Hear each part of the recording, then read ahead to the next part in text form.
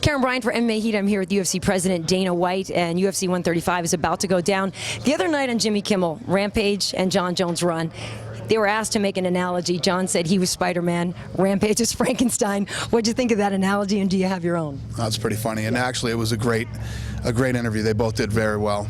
And I think one of the things that makes this fight so interesting, obviously the two guys that are fighting, but the fact that Rampage hates this guy so bad. I mean, Rampage really doesn't like Jon Jones, and it's one of the things that Rampage needs. Rampage needs motivation. He needs a fire lit under his ass, and I think Jon Jones has done that. Well, everybody's saying, Rampage included, that he's in the best shape of his life. Hasn't been this good since he's beat Chuck. You've been around him. Do you see that? Do you see a difference in Rampage between now and some of his recent fights? There's no doubt about it. He took this fight very serious. He's been living in Denver, training for this fight, acclimating, and for Rampage to, you know, if you look at Rampage's fights in the past, he'll take the easiest route, but, you know, staying home, be close to his family. You know, how serious can you really be? And I can tell you this, before we came out here today, he's just nasty right now. He's just mean and just nasty and miserable, and that's the kind of Rampage you want to see before a fight, you know?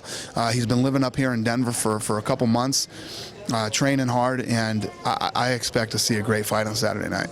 Do you believe in the theory that you're not a champ until you defend it? Because this is Jon's first defense, and Rampage has said, oh, you're not really the champ yet. So how do you feel? You're the champ if you win the belt. If you got the belt, you're the champ. Yes, I do agree you have to defend it, and you know, I've said before, I have a beef with where people sit him in the pound-for-pound rankings right now. He did just win the title. This is his first defense. To have him ranked number 3 or 4 in the pound-for-pound best in the world, the next year is going to tell where he is and what's going on, because all the top guys are gunning for him now. He's got Rampage this Saturday. Rashad's waiting in the wings. He's got the winner of Shogun, Dan Henderson, possibly, or who else? I mean, God knows who. But this division is stacked with a lot of tough guys. We'll see what Jon Jones is all about. It'll start Saturday night. If he goes in and does the Rampage, what he's done to everybody else, I will be more than impressed. Well, he's so talented, but I do wonder in certain ways in terms of marketing, is Rampage a more valuable champ in a way? People ask me that all the time. Is one guy more valuable than the other? Whoever wins, wins. I mean, whoever is the champ is the champ. I don't ever say, oh, God, this guy speaks well, or this guy does that, or that guy's good looking. Whoever wins, wins. Believe me, I quit doing that shit a long time ago, thinking I knew who was going to win. I quit that like 9 years ago. Yeah, it's never a good idea. I am curious how you feel about Matt Hughes. Would you like to see him keep going, or you think it's time for him to stop? Yeah, I love Matt Hughes, you know. I can guarantee you this, he's talking about whether he'll fight. If he beats Koscheck on Saturday, I guarantee you Matt Hughes will fight again. He says the wife is ready for him to stop, but you think that itch will stay there? Maybe not for 4 fights, but one more? Oh, he could stop. I mean, Matt Hughes has made a lot of money in his career. He doesn't ever have to work a day in his life again, so it's up to him. I mean, but I say if he beats Koscheck on Saturday, he will fight again. And I feel like we're almost seeing a kinder, gentler Koscheck lately. Well, I don't know about that. I think that Koscheck respects Hughes and really doesn't have anything to say about Hughes. Trust me, when Koscheck fights somebody that he doesn't, you'll see the same old Josh. You don't change that quick. That's true. Now, we do have Nate Diaz on the card, coming off a couple of losses. I'm a big Diaz brother fan. What does the future hold for him? Obviously, I would think this is a very important fight for him in terms of staying with you. Yeah, I'm a big Nate Diaz fan, too.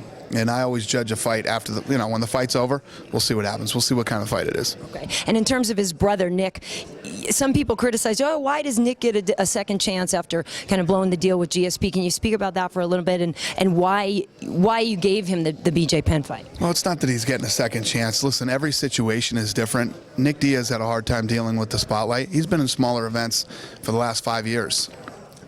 And he hasn't been in the big spotlight. Plus, you can do whatever you want in those other organizations. The inmates run the asylum, and that's not how it works here. Okay. So I've had some good conversations with Nick, and I think Nick and I can work together. So it's a work in progress. We'll figure this thing out. Well, the thing is, he's a really good guy. He's really a good guy, and he's a crazy talented fighter. Yep, I agree with you 100%. He is a good guy, and more importantly, whether he's a good guy, a bad guy, can talk, can't do this, can't do that, he comes to fight, and people want to see that. I do want to talk a little bit about the Hendo Shogun fight, because that got me so excited, and I'd heard some rumblings about it. I'm glad it came together. Was that a difficult fight to put together, and why did you want to get those two guys? Yeah, no, it wasn't a difficult fight to put together at all, and I think it's an awesome fight, and the fight that people wanted to see. And you know, we're going up into San Jose, and people felt like the heavyweight title got taken off the card there and everything else. So we listen. I got people bitching about Toronto right now. What are you doing in Toronto? When do I not deliver? You know what I mean? Yeah. Diego falls off this card. We got Kasha. Relax, everybody. We will deliver just like we're delivering in San Jose. That's going to be a badass fight that I'm excited to see. Well, you're also delivering in the fact that the news just broke that Vitor Belfort has been injured. Wanderlei Silva is stepping in. Now, you were talking after Wanderlei's last fight that you thought maybe it was the end of the line for him. So why did you decide to give him this fight? Well, it's one of those situations where Wanderlei's an awesome guy, an awesome human being, has been a great fighter his whole career, and Anderson doesn't feel, Wanderlei doesn't feel like he wants to hang it up.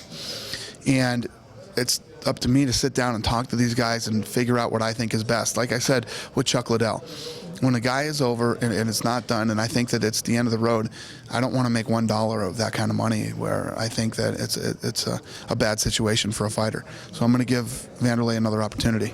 Nice. Last question. Wanderlei's coach, Rafael Cordero, also trains Jake Ellenberger. How about that? Jake Ellenberger, my man, is knocking people out left and right. He's really looking like a force in the welterweight division. He looked incredible, and he put himself on the map a Saturday night in front of a lot of people. I mean, we pulled 1.8 million viewers on that show, and that was like his welcoming party, man. He put himself on the map that night. Yeah, who do you think you would give him next? I don't know. Not even thinking about it.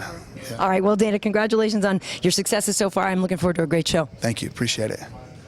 Thank you. I know. Oh, sorry.